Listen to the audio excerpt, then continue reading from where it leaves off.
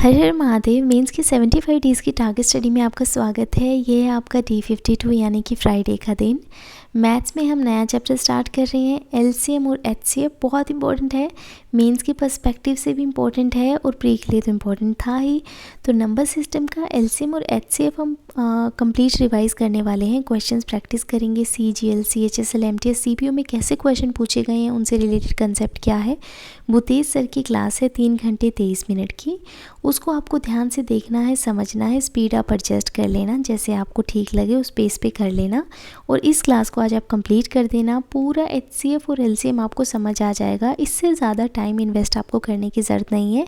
जल्दी हम इनकी क्वेश्चन प्रैक्टिस भी स्टार्ट कर देंगे। और मिक्स प्रैक्टिस में सेक्शन टेस्ट ईयर 2 में आपको सेक्शन 2 इंग्लिश और जीके का टेस्ट 8 देना है। 70 क्वेश्चन 60 मिनट ध्यान से करना, एनालिसिस अच्छे से करना, 1.5 घंटा आपको लग जाएगा। और देखिए, आप अलग से जब मैं आपसे पूछती हूँ नंबर शेयर करने के लिए, तो आप सेक्शन के हिसाब से बताया करो। यानी कि इंग्लिश और जीके का सेक्शन तो 2 हो गया, लेकिन इसमें मॉड्यूल में यानी कि जीके में कितने आ रहे हैं 75 में से, इंग्लिश में आपके 135 में से कितने, ये भी मेंशन कर दिया करो, ताकि मैं आपसे क्रॉस क्वेश्चन कर पाऊँ और पूछ पाऊँ प्रॉब्लम कहाँ है। सीएचएसएल के 2024 वाले टीयर 1 का आपको 4 जुलाई की शिफ्ट 2 का पेपर देना है। जीके में क्या नंबर है, कहाँ प्रॉब्लम है, ये मुझे कमेंट्स में ज़रूर बताना। रीजनिंग में मॉड्यूल टेस्ट दे रहे हैं टीयर 2 के, आपको टेस्ट 9 देना है। 30 क्वेश्चन विद एनालिसिस कर लेना, 30 मिनट्स आपको लग जाएंगे। ध्यान से इसको कंप्लीट कर लेना। रीजनिंग हम मॉड्यूल टेस्ट के बाद में हम मैथ्स पे ध्यान देंगे, और रीजनिंग तो हमारा डेली मिक्स प्रैक्टिस हो ही जाएगी। इंग्लिश में डेली वोकैब करना, 30 30 30 और 10 का सेट करना। और कॉम्प्रीहेंशन के लिए तरुण सर की प्लेलिस्ट को फॉलो कर रहे हैं, तो उसमें आज आपको 2 पैसेज करने हैं। वीमेन वर ऑल्सो हंटर्स और स्पेस रोबोट, ये दोनों ही आप ध्यान से समझना।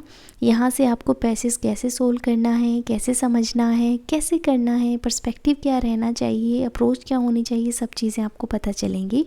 तो पैसेज सोल्व करने के लिए इम्पॉर्टेंट है ये क्लासेस। हो सकता है कि आपको डाउट आए, आपको लगे कि अरे हमें क्लास देखने की क्या ज़रूरत है, हमें तो आता ही है, हमारे तो 390 में से इतने नंबर आ रहे हैं, 330 नंबर आ रहे हैं, 300 के पास नंबर आ रहे हैं। तो देखिए, आपकी बात तो ठीक है, लेकिन कुछ चीज़ें ना हमें देखती रहनी चाहिए, हमें समझते रहना चाहिए, चाहे हमारा लेवल कितना ही ऊपर क्यों ना हो। तो इसीलिए इम्पोर्टेंट है कि आप इन सब चीज़ों को देखते रहें। तो ध्यान से इनको देखना। साथ ही 10 एक्टिव पैसिव, 10 डायरेक्ट इनडायरेक्ट और 2 पैसेज, जो भी बुक आपके पास है, अगर आप ऑलरेडी भी प्रैक्टिस कर चुके हो तो दोबारा से रिवाइज कर लेना, इनको प्रैक्टिस करना। और कमेंट्स में बताना कि क्या आपने 100% डायरेक्ट इनडायरेक्ट और एक्टिव पैसिव करेक्ट किए थे। क्योंकि देखिए, ये ऐसे है ना कि स्कोरिंग तो है, लेकिन साथ ही में सिली मिस्टेक बहुत ज़्यादा होती है। तो अगर आपका 100% रहा तो मुझे ज़रूर बताना, और कोई डाउट है तो बताना, मैं अलग से आपको क्लास मेंशन कर दूँगी, क्लास हम वहाँ से कर लेंगे। फिर जीके में तो करंट और इम्पोर्टेंट टॉपिक्स करें, पर हमारे एसएससी की प्लेलिस्ट फॉलो करें। आज आपको बुक्स एंड ऑथर का पार्ट 2 करना है, 1.5 घंटा आपको लगेगा, अच्छे से कंप्लीट कर लेना, समझ लेना। 9.5 घंटे की टारगेट स्टडी है। डाउट प्रॉब्लम मुझे कमेंट्स में बताना। अपना ध्यान रखना। हर हर महादेव।